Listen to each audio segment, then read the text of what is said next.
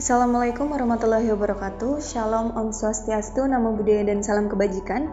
Video ini merupakan bagian dari kegiatan penelitian berjudul Pengembangan Pendekatan Mitigasi Bencana dan Daya Dukung Wilayah Pesisir berdasarkan Coastal Vulnerability Index di perairan Betahwalang Demak. Penelitian ini didanai oleh Kementerian Pendidikan, Kebudayaan, Riset, dan Teknologi Republik Indonesia dengan skema penelitian tesis magister. Wilayah pesisir Betahwalang Demak merupakan salah satu kawasan di pesisir utara Jawa yang sangat dinamis dan rentan terhadap berbagai bencana hidrometeorologi. Abrasi, rob, penurunan muka tanah, pencemaran, dan kerusakan ekosistem mangrove telah menimbulkan ancaman serius bagi masyarakat, infrastruktur, serta keberlanjutan lingkungan.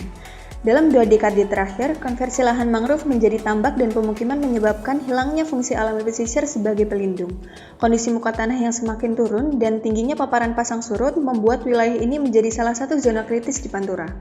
Melihat urgensi tersebut, penelitian ini dilakukan untuk menyediakan dasar ilmiah yang kuat bagi mitigasi bencana dan perencanaan tata ruang pesisir.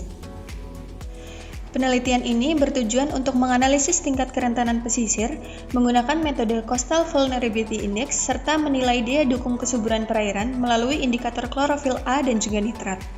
Hasil analisis diharapkan menjadi referensi ilmiah bagi mitigasi bencana, pengelolaan kawasan konservasi, dan penyusunan tata ruang wilayah pesisir Betahwalang.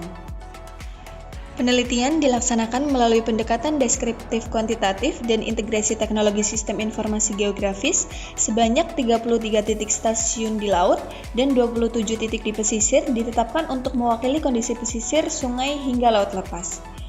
Untuk analisis Coastal Vulnerability Index, 7 parameter utama dievaluasi berupa geomorfologi, kemiringan lereng, elevasi, penggunaan lahan, jarak dari pantai, jarak dari sungai, serta rentang pasang surut. Data dikumpulkan melalui survei lapangan menggunakan RTK GPS, Citra Sentinel-2, Demnas, dan data pasang surut dari BIG. Pada aspek kualitas perairan, parameter klorofil A dianalisis menggunakan metode spektrofotometri, sedangkan nitrat diukur melalui metode reduksi kadmium. Seluruh data kemudian diolah untuk menghasilkan peta kerentanan pesisir dan peta derajat trofik sebagai indikator kesuburan perairan. Hasil analisis Coastal Vulnerability Index menunjukkan bahwa lebih dari 69% wilayah pesisir Betahwalang berada dalam kategori rentan hingga sangat rentan. Kondisi ini terutama dipengaruhi oleh elevasi yang sangat amat rendah, kemiringan lereng yang landai, serta konversi mangrove menjadi tambak.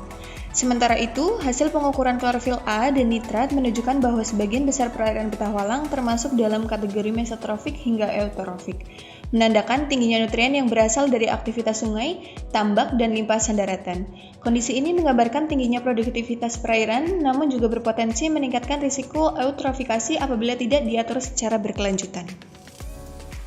Hasil penelitian ini menegaskan perlunya penguatan mitigasi bencana melalui pendekatan berbasis ekosistem, rehabilitasi mangrove, pengelolaan tambak berkelanjutan, serta regulasi pemanfaatan ruang pesisir menjadi prioritas utama.